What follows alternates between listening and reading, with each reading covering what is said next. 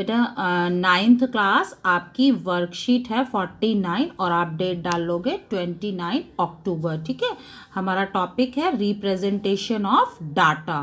तो यहाँ पर हमने इससे पहले वाली वर्कशीट में बात की थी regarding primary data and secondary data. Now we are talking about raw data. What do you mean by raw data?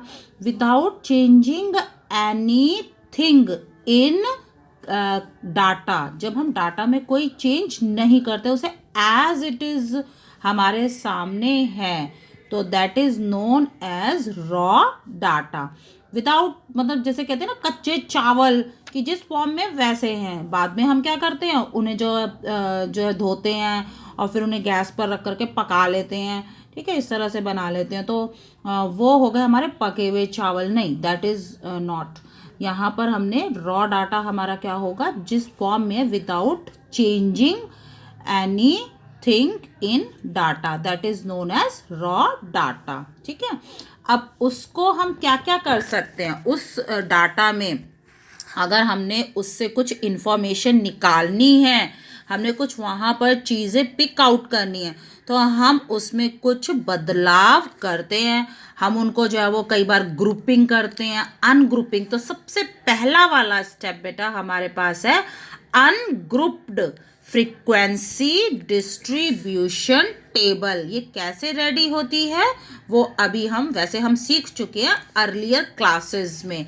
Ungrouped without grouping them, उसमें कोई ग्रुपिंग किए बिना फ्रीक्वेंसी डिस्ट्रीब्यूशन टेबल। फ्रीक्वेंसी का अर्थ होता है वो जितनी बार आए हैं हम उन्हें काउंटिंग करके लिखते जाएंगे। तो इससे हम कई सारी इंफॉर्मेशन पिक कर सकते हैं। ठीक है, एक तो हम यहाँ पर आज काम करेंगे अनग्रुप्ड फ्रीक्वेंसी डिस्ट्रीब्यूशन टेबल बनाना, और दूसरा एक चीज़ है जो आपने याद रखनी है, that is known as range. और रेंज क्या है? The difference between highest and lowest data, यानी सबसे बड़ा वाला जो नंबर आया और जो सबसे कम मिनिमम आया, उन दोनों के बीच का अंतर माइनस कर दिया जाए हाईएस्ट में से लोएस्ट वाला, that is known as range. ठीक है, अब हमने यहाँ पर कुछ क्वेश्चंस हैं वो आपने देखने हैं, मे बी कि यहाँ एग्जाम्पल भी होंगे। मैं आपको सीधा ट्राई योरसेल्फ वाले बता रही हूँ। यहाँ पर ब्लड ग्रुप्स हैं, 30 स्टूडेंट्स के ब्लड ग्रुप नोट कर लिए। तो ये कैसा हो गया, सीधा जो है वो हमने सोर्सेस से लिया है विदाउट एनी चेंज, कि एक बच्चे का ए है, फिर बी है, फिर दो बच्चों का ओ निकला, फिर उसके बाद ए बी ग्रुप निकला, फिर ओ निकला, फिर ए, और इस प्रकार से पूरे 30 स्टूडेंट्स का ब्लड ग्रुप हमने रिकॉर्ड कर लिया। अब इसे हमने फ्रीक्वेंसी डिस्ट्रीब्यूशन की टेबल बनानी है। तो सबसे पहले उसमें हम क्या लिखेंगे, टाइप ऑफ ब्लड ग्रुप्स। आपको जितने भी टाइप्स दिख रहे हैं, जितनी भी वैरायटी दिख रही है, वो सब वैरायटी एक एक करके लिख ली। कौन कौन से ब्लड ग्रुप हैं, या तो ए या B, O and A B. ठीक है, अब हम टैली मार्क्स बनाएंगे। टैली मार्क्स कैसे रेडी किए जाते हैं वो आप यहाँ पर देखोगे। ठीक है, अब आपने एक काउंट करने हैं। यहाँ पर मैंने ऑलरेडी काउंट करके लिख दिए हैं। तो अब लिखने का तरीका क्या, मैंने स्टिक्स लगाई हैं। आप यहाँ पर नोटिस कर रहे होंगे, मैंने यहाँ पर स्टिक्स लगाई हैं। यानी क्या किया हमने, 5 की पेयरिंग कर ली। 1 2 3 4 और 5 को ऐसे क्रॉस कर दिया है। तो हमें इजीली पता चल रहा है, ये दूर से ही, कोई भी दूर से विदाउट जो है नो काउंटिंग किए कोई भी बता देगा ये 5 स्टिक्स है। यानी हमने 5 के पेयर बनाने हैं। 4 को इस तरह से और 5 को क्रॉस बनाने को हम क्या कर सकते थे, 5 वाला यहाँ भी रख सकते थे, लेकिन वो इतने अच्छे से क्लियर नहीं होता बेटा। तो यही है हमारा यूनिवर्सल मेथड। 4 स्टिक्स लगाएंगे और 5 को क्रॉस। तो टोटल कितने थे ए ब्लड ग्रुप, 9 स्टूडेंट्स के। तो ये हमने 5 कर दिया, फिर 6 7 8 9। तो अब इन्हें फटाफट देख करके पता चल रहा है, वो लिख ली हमने यहाँ पर। यहाँ पहले टैली मार्क्स में हमने स्टिक्स की फॉर्म में और यहाँ पर काउंटिंग लिख ली।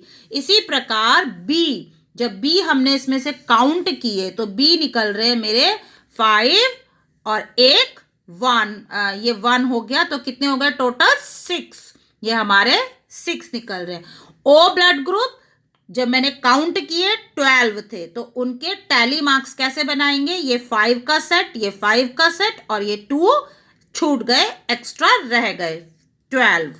लास्ट में हमारा ए बी 3 स्टूडेंट्स का है, तो 3 स्टिक्स लगा दी और यहां पर लिख दिया 3। अब आप इनका टोटल करोगे जब, तो ये अगेन, ये टोटल किस लिए किया जाता है, ताकि हमें पता चल जाए हमने काउंटिंग में कोई गड़बड़ नहीं की है। तो आप इनका टोटल करोगे इन सभी नंबर्स का, तो ये 30 आ जाएगा।